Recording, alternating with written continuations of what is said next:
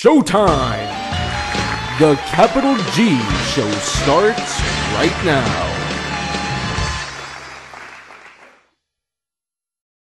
What's up YouTube, Capital G here. We're talking crossover souls in this video, and we finally know what the water Shaddoll monster does. I mean, I and a lot of people have been anticipating this one for a long time, and a lot of it has to do with the fact that Shaddoll started out so strong. Their first two fusions, Winda and Construct, were just godly. I mean, they're freaking limited, both of them. Both of them are limited in the OCG. That's how powerful Shaddoll's got. And not just that, but they were practical. They had really good stats. They were really easy to summon because Shaddolls at their core are pretty much a chaos deck, and you never really had to make any adjustments to summon Winda or Construct. When Shikinaga came out, you didn't really have to change that much. I believe that was new challengers when Grista and Shikinaga came out. You know, you were already going to be able to use Mapman. Maybe you could use Maxi if you were desperate. With Grista, it was a little harder, even though Grista's effect is still really, really good. And then when Dingo was announced, and I was like, done. I mean, that card has terrible stats, and I understand that it's based around the Ritual Beast, which I didn't really understand that. I don't know if they're even in the dual terminal. Apparently they must be if they have interactions with Shaddolls. But just in general, I thought that the support in Secrets of Eternity just wasn't that good between Neff and Wendigo. It almost looks like Konami was kind of either running out of ideas or just tanking the deck. So a lot of people were looking for crossover souls to kind of give them the punch that they needed to kind of, you know, come back to like tier 1 status, because right now, at least in the TCG, even at full power, they're just not really doing that well. In the OCG, they're still doing really well. In the TCG, I guess they're okay, maybe like tier 1.5 or something like that.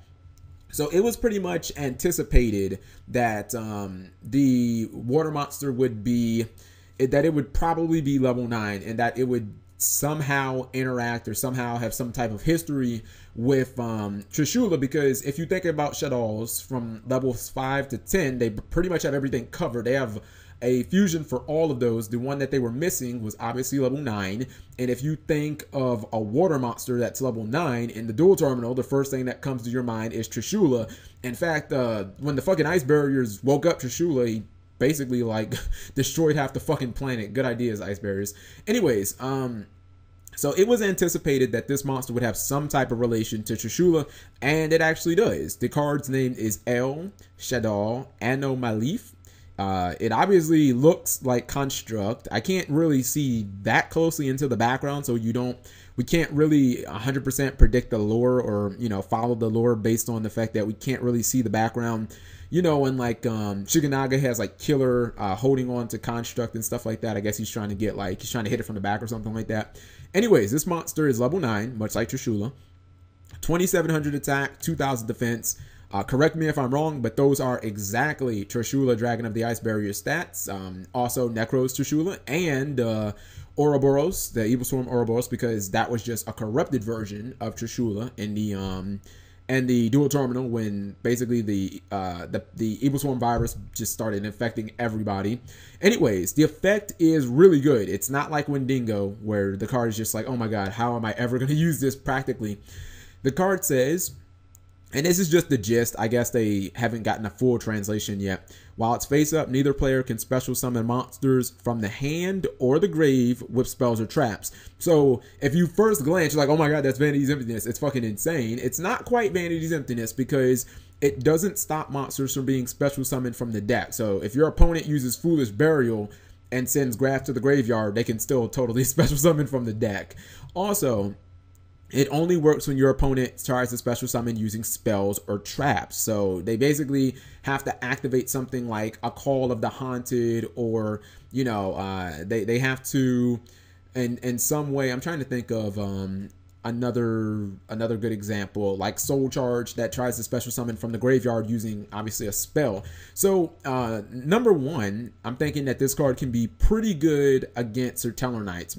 Maybe not as good as Winda, but I mean, Serteller Knights right now are generally playing like 5 copies of Call of the Haunted and Oasis, and some versions run Soul Charge, so that shuts out potentially like 6 cards in their deck, especially if you know that they have those set, because maybe they bounced them from Trigger if you're somehow still in the game at that point. More importantly, Since this card is obviously it's trying to mirror Trishula or something like that, it is pretty much clear to me that this card was created to shit on and absolutely destroy one deck, and that is Nekroz.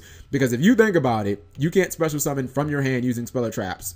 Okay, so when you ritual summon, every single time you use a spell, that basically means that Nekroz can't summon. Like, you can't ritual summon, basically GG. I mean, I guess you can Snatch Steal Me, you can, you know, Regeki me or something like that, but just in general, it seems to me that Konami built this card to absolutely destroy Nekroz. And if you get it on field, it's basically Vanity's Emptiness against the deck. I mean, maybe somehow they can summon a Manju and have it live for a turn, and then maybe summon another Manju and like cast out or something like that. But just in general, they can't ritual summon at all, and that's pretty much huge.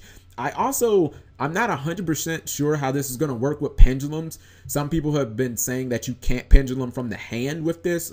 It would have been nice if they would have said from the extra. They should have just put it that you can't special summon using spell or traps, period. You know, they can still pendulum from the extra deck, but I don't know if they can pendulum from their hand, because I don't know if that counts as using an effect of a spell or trap. If it does, then that's really good, because it stops, you know, Klee players from, in the early game, they like the pendulum from the hand, so it kind of stops that. It also stops the whole trampoline kitty plus scout play, which is really, really dirty and derpy. So let me know what you guys think. I think this card is really good. The Nekroz matchup seemed like it was kind of unwinnable to me for Shaddolls, because Wenda just didn't do anything, because they only need one special to either Brio your Wenda or to just Trish it, and then they win. So this card basically destroys that matchup. Anyways, thank you guys for watching, as always. Subscribing makes life happy.